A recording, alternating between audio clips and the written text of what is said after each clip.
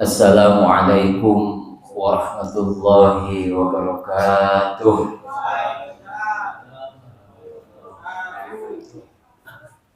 Alhamdulillahirabbil alamin. Wassalatu wassalamu ala sayyidina Muhammadin wa ala alihi wa ashabihi wa tabi'ina ila yaumiddin. Amma ba'du. Segala puji dan syukur marilah kita panjatkan kehadiran Allah Subhanahu wa taala yang senantiasa memberikan nikmat kepada kita semua, termasuk di malam hari ini kita dapat hadir di Masjid Al-Muallimin dalam keadaan sehat walafiat. Mari kita syukuri dengan ucapan Alhamdulillahirabbil alamin. Bersalawat kepada Rasulullah dengan membaca kalimat salawat, Allahumma salli ala sayyidina Muhammad wa ala ali sayyidina Muhammad. Mudah-mudahan kelak di yaumil qiyamah kita menghadap Allah di bawah naungan syafaat baginda Rasulullah. Amin ya Allah ya rabbal alamin. Yang saya hormati para asatidz, para guru, para sepuh tokoh masyarakat, wabil khusus Ketua DKM Masjid Al-Muallimin dan seluruh jajaran pengurusannya, dan juga bapak-bapak, ibu-ibu barangkali ada, para hadirin hadirat, adik-adik yang sangat saya hormati dan saya cintai. Teriring doa mudah-mudahan kumpul kita pada malam hari ini mendapatkan ridho dari Allah Subhanahu wa taala serta menjadi wasilah semakin tambah keberkahan buat kita semua. Amin ya Allah ya rabbal alamin. Pada malam hari ini insyaallah kita akan membahas tentang ketentuan bertamu dan keutamaan memuliakannya. Kita mulai saja. Bismillahirrahmanirrahim. Memuliakan tamu merupakan salah satu bagian dari perintah agama kita. Sebagaimana di dalam hadis yang diriwayatkan oleh Imam Bukhari, Rasulullah Shallallahu Alaihi Wasallam bersabda, "Man kana yu'minu billahi wal yaumil akhiri fal yukrim dhaifahu." Man kana yu'minu billahi wal yaumil akhir. Siapa saja yang ia beriman kepada Allah dan mengimani akan adanya hari akhirat, fal yukrim, maka hendaklah ia memuliakan dhaifahu pada tamunya. Jadi hadis ini memberikan pemahaman kepada kita bahwa apabila kita kedatangan tamu siapapun itu, maka sebagai umatnya Rasulullah Shallallahu Alaihi Wasallam atau kita sebagai umat muslim yang menyatakan diri iman kepada Allah, yakin akan datangnya hari akhirat, maka harus kita untuk memuliakan tamu yang datang kepada kita. Nah, itu hadis yang pertama. Hadis yang kedua, qala Rasulullah sallallahu alaihi wasallam, syarrut ta'ami ta'amul walimah, yud'a lahal aghniya'u wa yutrakul fuqara'u. Kata baginda Nabi sallallahu alaihi wasallam, syarrut ta'ami, sejelek-jeleknya makanan atau hidangan, ta'amul walimati, adalah makanan walimah. Walimah itu artinya hajatan, syukuran atau apapun namanya, mengundang orang lain, kita menyediakan yang namanya hidangan. Nah, itu namanya hidangan dalam walimah atau hajatan. Nah, kata baginda Nabi, syarrut ta'ami ta'amul walimah, sejelek-jeleknya makanan yang dihidangkan adalah makanan yang dihidangkan dalam acara hajatan. Kenapa dianggap sejelek-jeleknya makanan atau hidangan? Apabila yud'ala hal agniya, diundang untuk itu acara walimah siapa al-aghniya'u, orang-orang kaya, wa yutraku, dan ditinggal, artinya kagak diundang atau dibedakan cara mengundangnya siapa al-fuqara'u, orang-orang fakir atau miskin. Artinya apa?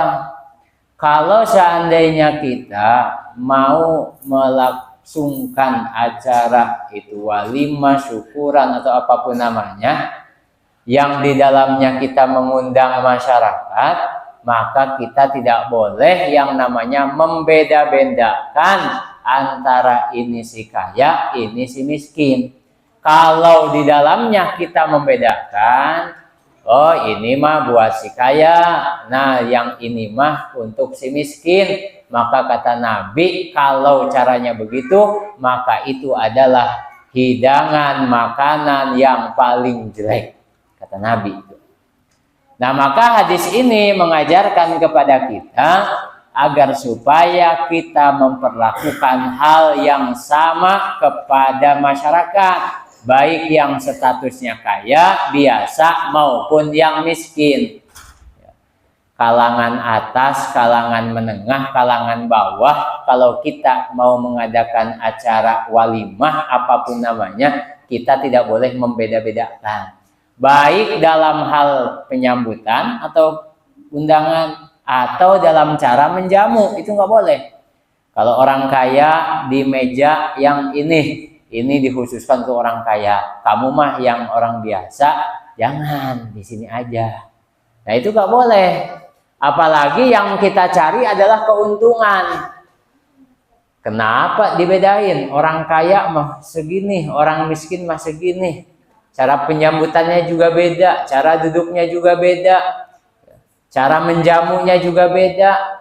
Kalau orang miskin dikasih hidangan yang bagus, rugi kita.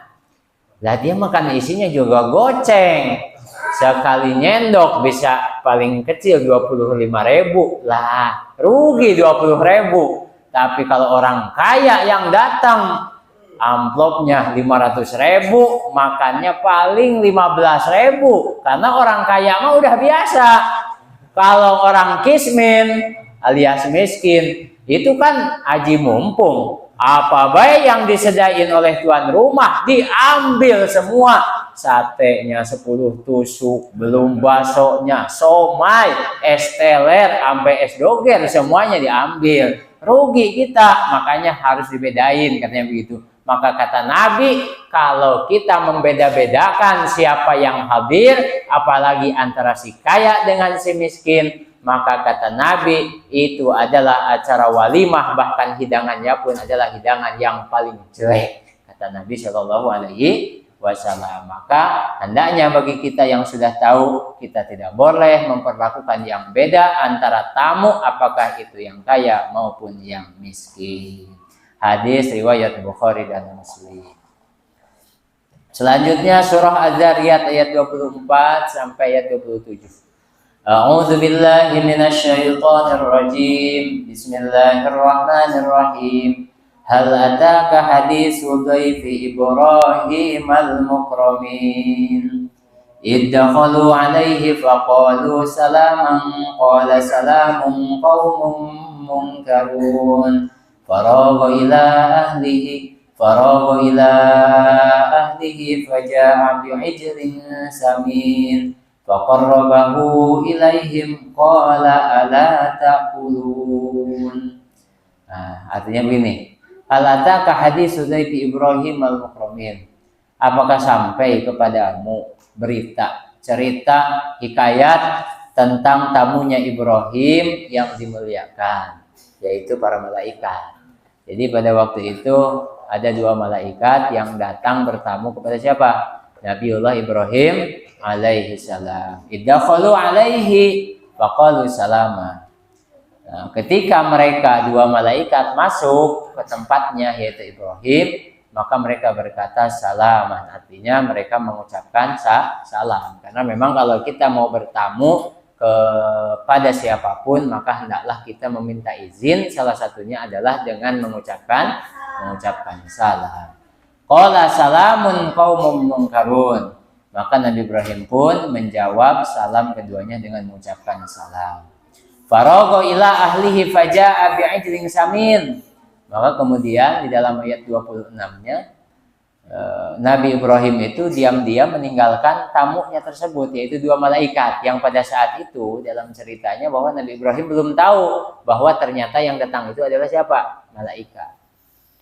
Nah, maka Nabi Ibrahim diam-diam meninggalkan tamunya tersebut. Kalau bahasa kita mau ke warung, ya, karena tuan rumah punya kewajiban untuk menjamu sebagai bentuk penghormatan kepada tamu. Nah, ternyata ia menemui keluarganya, ila ahlihi, menemui keluarganya. Faja'a bi'ijlin samin. Maka kemudian ia membawa hidangan berupa daging anak sapi yang gemuk. Hebatnya Nabiullah Ibrahim alaihissalam, ketika datang tamu, maka ia datang kepada keluarganya, dan apa yang ia lakukan, maka ingin menjamu tamunya dengan jamuan yang terbaik, sehingga yang dibawa adalah bi'ijlin samin, yaitu daging anak sapi yang gemuk. Faqarrabahu ilaihim qala ala taqulun. Faqarrabahu, maka kemudian Ibrahim mendekatkan itu hidangan ilaihim kepada mereka. Karena memang ada adabannya. Ketika kita kedatangan tamu, maka harus bagi kita sebagai tuan rumah untuk mendekatkan jamuan kepada tamu tersebut. Jangan sampai kata orang Sunda mah si tamu teh rungkang rongkong, ya. Tapi kita sebagai tuan rumahnya yang harus mendekatkan apa itu makanan atau apapun namanya minuman kepada si tamu tersebut, ya. Dan kita jangan jangan terfokus nawarin doang.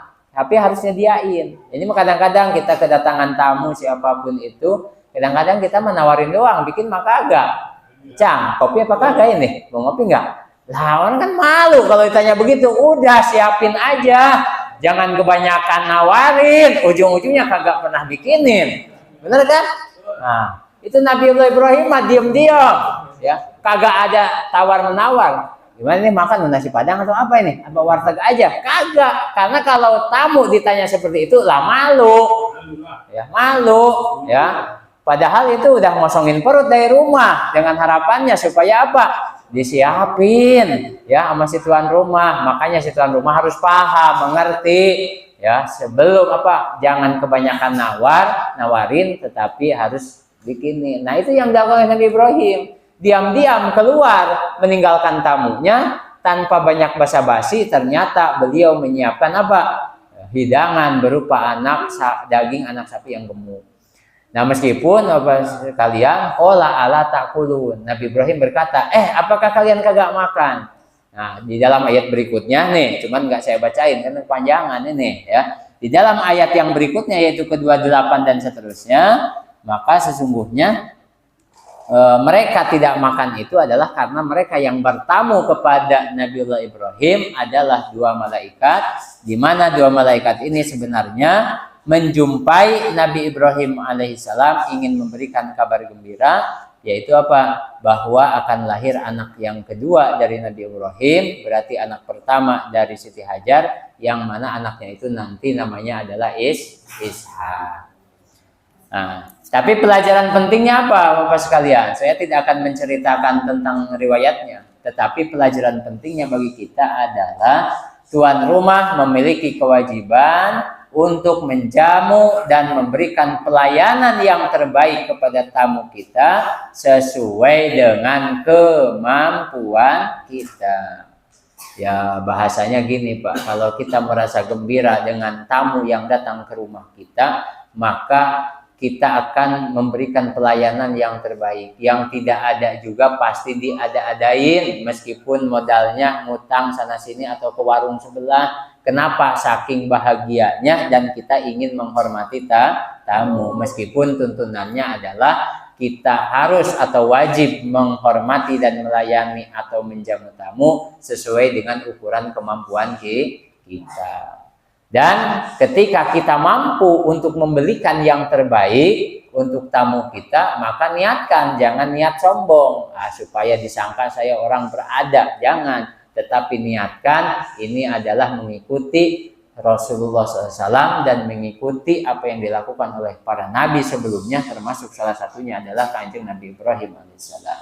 Nah, maka karena kedermawanan atau kehebatan Nabi Ibrahim dalam memuliakan dan menggembirakan tamunya, maka Nabiullah Ibrahim alaihissalam dalam riwayat sering disebut dengan Abu Dipan. Abu Dipan itu artinya bapaknya tamu, karena setiap ada tamu yang berkunjung kepada Nabi Ibrahim, maka Nabi Ibrahim adalah orang yang paling mengerti bagaimana cara menggembirakan tamunya tersebut. Kemudian hadis berikutnya, qala Rasulullah sallallahu alaihi wasallam, al-diyafatu salah satu ayamin wa jaizatuhu yaumun wa lailatun wa la yahilu ila akhirih. Al-diyafatu ari tamu salah satu ayamin eta atau itu 3 hari. Jadi masa bertamu kata baginda Nabi SAW berdasarkan hadis ini itu adalah masanya 3 hari. Wajaizatuhu yaumun walailatun, dan memuliakan tamu kewajibannya bagi tuan rumah yaumun walailatun, itu adalah 1 hari 1 malam. Nah, sehingga kata Nabi wala yahillu lirajulin muslimin ayyuqima inda akhihi hatta yuksimahu. Tidak dihalalkan lirajulin muslimin bagi seorang muslim ayyukima tinggal, artinya bertamu Bapak sekalian, karena tadi penjelasannya adalah tentang tamu. Inda akhihi, di rumah saudaranya, artinya di rumah orang yang menjadi tuan rumahnya, hatta yuksimahu, sehingga ia menyakitinya. Nah, maka kemudian para sahabat bertanya, ya Rasulullah, wa kaifa yuksimahu? Ya, bagaimana ia menyakitinya? Maksud dari tamu menyakiti tuan rumah itu gimana ya Rasulullah? Maka apa jawaban Rasulullah? Qala yuqimu indahu wala syai'a lahu yukrihi bihi. Sang tamu tinggal bersama si tuan rumah, sedangkan wala syai'a lahu, tidak ada apa-apa pada si tuan rumah tersebut yukrihi bihi, untuk menjamu tamunya tersebut. Jadi artinya begini Bapak sekalian. Jadi kata Nabi Shallallahu Alaihi Wasallam, seorang tamu itu memang harus tahu diri, karena masa tamu itu adalah 3 hari Bapak sekalian. Diusahakan jangan lebih dari 3 hari. Bahkan kalau bisa mah hanya 1 hari 1 malam. Kenapa? Karena kewajiban si tuan rumah untuk menjamu tamunya tersebut itu adalah 1 hari 1 malam. Ya. Seandainya diperpanjang waktunya sampai 3 hari, makanya komentar hadisnya begini, saya sebutin dari pertama. Bertamu paling lama 3 hari, itu secara asal hukum. Yang kedua, tuan rumah wajib menjamu tamu itu 1 hari 1 malam, 24 jam. Ya. Lebih dari 24 jam, si tuan rumah tidak ada kewajiban untuk menjamu. Bahkan di lingkungan juga 1 kali 24 jam tamu wajib lapor, kan begitu ya Bapak sekalian. Kemudian tuan rumah dianjurkan, tetapi hukumnya tidak wajib menjamu tamu di hari kedua dan hari ketiga. Seandainya tamunya tersebut menginap sampai 2-3 hari, maka yang 1 hari tadi kan wajib si tuan rumah untuk menjamu dan melayani tamu tersebut, nyiapin tempat tidurnya, nyiapin sarapannya, nyiapin makannya, kopi dan lain sebagainya sesuai dengan ukuran kemampuan kita. Nah, maka di hari kedua atau di hari ketiga itu hanya dianjurkan, nggak wajib. Jadi nggak ada kewajiban untuk melayani si tamu tersebut, tetapi aman Nabi masih dianjurkan, dan ini masih ada pahalanya. Nah, kemudian yang berikutnya, jika tamu melebihi waktu 3 hari, maka si tuan rumah tidak punya kewajiban sama sekali, bahkan tidak dianjurkan untuk menjamu tamu tersebut. Bahkan boleh si tuan rumah meminta bayaran karena tamunya tersebut nambah beberapa hari di hari keempat dan seterusnya. Jadi boleh si tuan rumah, kamu kan udah bertamu lebih dari 3 hari, hari keempat dan seterusnya bayarannya normal ya, 200.000 per hari. Nah, itu boleh. Tetapi ulang lagi Bapak sekalian, ketika tuan rumah itu merasa ridho, siap, bahkan ada untuk menyiapkan segala sesuatunya, maka itu tidak mengapa dan itu diperbolehkan. dibolehkan selama tidak memberatkan, gitu Bapak sekalian. Yang dimaksud daripada hadis yang tadi disampaikan. Berikutnya terakhir nih. Qala Ibnu Mas'ud. Ini Ibnu Mas'ud berkata begini. Kana minal ansori rajulun yuqalu lahu Abu Syu'aibin ila akhirih. Karena terbukti minal ansori dari kalangan ansor.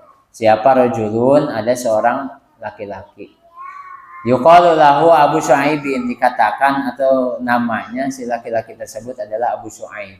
Jadi dulu sahabat Ansor itu apa? Sahabat asli penduduk Madinah. Karena Rasulullah kan Rasulullah SAW di tahun ke-13 dari dakwahnya di kota Mekah itu mengharuskan hijrah ke mana? Ke Madinah. Nah, orang-orang Mekah yang hijrah ke Madinah disebut dengan golongan muhajirin, kan gitu ya. Nah, kalau penduduk asli Madinah yang saat itu Yasrib Pak namanya, yang menerima kedatangan muhajirin Mekah disebut dengan golongan Ansor. Nah, dari golongan Ansor ada satu orang yang bernama Abu Syu'aib. Wa kana lahu gulamun lihamun, dan si Abu Syu'aib sahabat Nabi ini adalah anak tukang daging ya. Jadi anak tukang daging yang mana bapaknya itu berjualan daging biasa di pasar Madinah pada saat itu. Faqala, maka Abu Syu'aib ini berkata kepada keluarganya, isna li ta'aman, bikinkan atau buatkan aku makanan. Kata Abu Syu'aib kepada keluarganya, isna li ta'aman, buatkanlah untukku makanan. Ud'u Rasulullah sallallahu alaihi wasallam khamisa khamsatin. Aku akan mengajak siapa? Kanjeng Rasulullah sallallahu alaihi wasallam, ya kira-kira makanan itu cukup untuk berlima. Ya, berlima itu tamunya Abu Syu'aib. Berarti kalau sama Abu Syu'aibnya berenam, ya. Jadi Abu Syu'aib ini meminta kepada keluarganya untuk dibuatkan jamuan makanan yang cukup untuk berlima, karena nanti Rasulullah SAW, nanti Abu Syu'aib ini akan mengajak siapa? Kanjeng Rasulullah SAW bersama 4 sahabatnya, sehingga berlima bersama Rasulullah, berenam bersama Abu Syu'aib. Nah, maka kemudian setelah itu fada'a Rasulullah SAW khamisa khamsatin. Jadi ketika Abu Syu'aib sudah menyampaikan ajakan kepada Rasulullah seperti yang tadi disebutkan, maka Rasulullah SAW juga fada'a, mengajak siapa Rasulullah SAW? Khamisa khamsatin, pada 4 sahabatnya, berlima bersama beliau Rasulullah. Nah, tapi ternyata Pak, ya, Rasul ngajaknya 4 orang, berlima sama Rasulullah, ingin berangkat ke rumah Abu Syu'aib karena ajakan, bukan ajakan, karena diundang oleh Abu Syu'aib, maka fatabi'ahum rajulun, ada aja satu orang laki-laki yang mengikuti mereka. Nabi ngajaknya 4 orang, si fulan, diajak sama Rasulullah berlima menuju ke rumah Abu Syu'aib. Dari belakang ada yang ngikutin. Namanya ngikutin kan dari belakang ya Pak. Kalau dari depan bukan ngikutin, cuma nuntun. Dari belakang ada yang ngikutin, siapa? Seorang laki-laki, tapi nggak disebutkan namanya di sini. Ya, diajak kagak, ya, tapi ngikutin baik nih, ya. Nah, maka ketika Rasulullah SAW sudah nyampe ke rumahnya Abu Syu'aib dan kemudian si laki-laki yang ngikutin juga ikut sampai, ya, padahal kagak diajak sama sekali. Maka apa yang dilakukan oleh Rasulullah? Rasulullah SAW meminta izin terlebih dahulu. Karena tidak boleh kita diundang oleh seseorang, kemudian kita mengajak orang lain tanpa sepengetahuan atau tanpa diizinkan oleh si tuan rumah yang mengundang kita. Itu nggak boleh. Nah, makanya apa yang dilakukan oleh Rasulullah? Innaka da'autana khamisa khamsatin wa hada rajulun qad tabi'ana fa in syi'ta ila akhiriha, innaka, sesungguhnya kamu, kata Nabi kepada Abu Syu'aib, da'autana, mengundang kami, khamisa khamsatin, hanya berlima, yaitu Rasul bersama 4 sahabatnya. Wahada, dan ini nih, si ini rajulun, si laki-laki, qad tabi'ana, dari tadi ngikutin baik.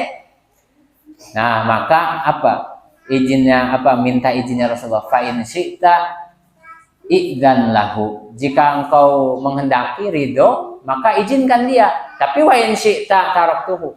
Kalau engkau enggak mengizinkan, enggak ridho, kalau dia ikut bersama kami jadi berenam, maka taraktuhu, aku akan meninggalkannya. Artinya akan nyuruh dia pulang, atau tuan rumah kagak berhak untuk memasukkannya. Biarin aja di luar nungguin, ya. Nah, maka Abu Shuaib menjawab apa? Qala bal adzantu lahu.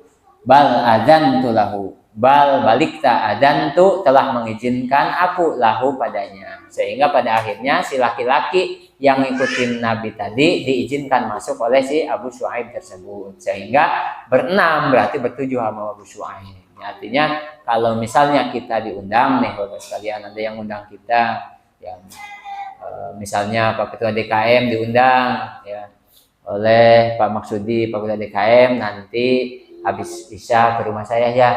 Nah, ternyata Pak Ketua DKM mengajak Mas Robi, maka wajib hukumnya Pak Ketua DKM untuk meminta izin terlebih dahulu kepada Pak Maksudi. Boleh nggak kalau saya bawa Mas Robi? Kalau boleh ya silahkan, kalau nggak boleh maka jangan diteruskan ngajaknya, karena tidak ada izin dari tuan rumah. Itulah tata krama adab-adaban yang berlaku dalam ajaran Islam seperti itu Bapak sekalian. Nah, inilah beberapa hadis yang dapat kita pelajari pada malam hari ini. Yang terpenting bagi kita adalah bagaimana kita diperintahkan oleh Rasulullah SAW, diperintahkan oleh Allah, diperintahkan oleh agama, agar supaya kita menghormati, menghargai, menjamu, melayani tamu kita semaksimal mungkin sesuai dengan kemampuan kita, karena memuliakan tamu adalah bagian daripada ciri orang yang beriman kepada Allah Subhanahu wa taala, dan bagian ciri dari orang yang meyakini akan datangnya hari akhirat. Demikian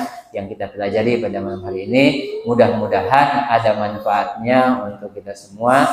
Saya akhiri akhirul kalam, billahi taufiq wal hidayah. Wassalamualaikum warahmatullahi wabarakatuh.